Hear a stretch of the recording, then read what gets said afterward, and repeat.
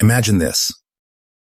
Noah, yes, that Noah, the man who built the ark, survived the flood and became a beacon of righteousness in a world drowned in sin, lying naked and drunk in his tent. Wait, what? How does the man who walked with God, who saved humanity and the animal kingdom from utter destruction, end up in such a humiliating state? This is the story the Bible doesn't shy away from telling, and it's one of the most raw, relatable, and revealing moments in Scripture. It's a story about grace, failure, and the messy realities of being human, even for the heroes of faith. Let's see the background story. The floodwaters have receded. The earth is fresh and new like a blank canvas. Noah, his family, and the animals have stepped out of the ark onto dry ground. God makes a covenant with Noah, promising never to destroy the earth with a flood again. The rainbow becomes a symbol of this promise, a reminder of God's mercy. Noah, the righteous man who found favor in God's eyes, is now the patriarch of a new world. You'd think this is where the story ends on a high note, right? But no. The Bible takes a dramatic turn, and it's here, in Genesis chapter 9, verses 20 to 28, that we see a side of Noah we never expected. The scene opens with Noah planting a vineyard. Seems innocent enough, doesn't it? But here's where things get interesting. Noah wasn't just planting grapes for a nice glass of wine at dinner. He was diving headfirst into agriculture, cultivating the land, and perhaps even experimenting with fermentation. And then it happens. He drank of the wine and became drunk and lay uncovered in his tent. Genesis chapter 9, verse 21. Let that sink in. The man who survived the flood, who endured long days on the ark with his family and all those animals, who witnessed the unimaginable power of God's judgment and mercy, ends up wasted and exposed. How did this happen? Was it a moment of weakness, a lapse in judgment, or was it something deeper? Some scholars suggest that Noah, having witnessed the destruction of the entire world, might have been grappling with what we now call post-traumatic stress. Imagine the weight of that experience, the screams of the dying, the silence of a world wiped clean, the responsibility of starting over. Maybe the wine was his way of coping, of numbing the pain. Whatever the reason, Noah's failure is a stark reminder that even the most righteous among us are not immune to sin. But the story doesn't end with Noah's drunkenness. Enter Ham, one of Noah's sons. Ham stumbles upon his father in this vulnerable state and does something shocking.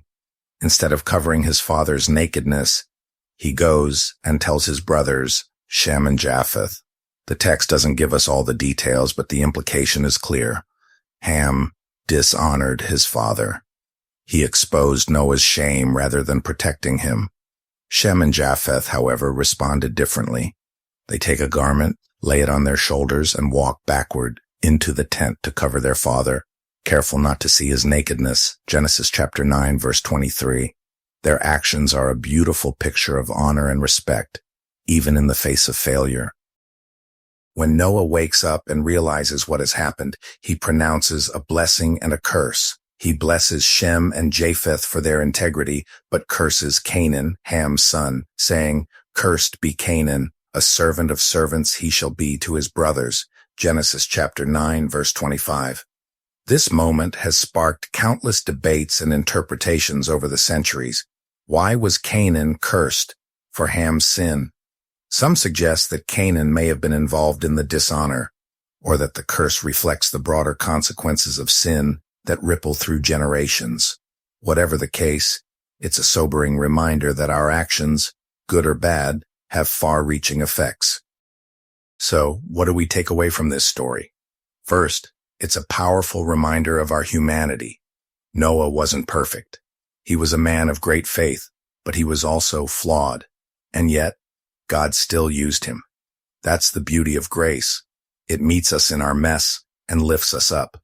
Second, the story challenges us to consider how we respond to the failures of others. Are we like Ham, quick to expose and shame, or are we like Shem and Japheth, willing to cover and restore? Finally, it's a call to self-reflection. What are the vineyards in our lives? the things we turn to for comfort or escape that might lead us astray. Noah's story doesn't end with his failure. In fact, it's a testament to God's redemptive power. Despite his mistakes, Noah's legacy endures. He's remembered not for his drunkenness, but for his faithfulness. And that's the hope we can cling to. No matter how far we fall, God's grace is greater.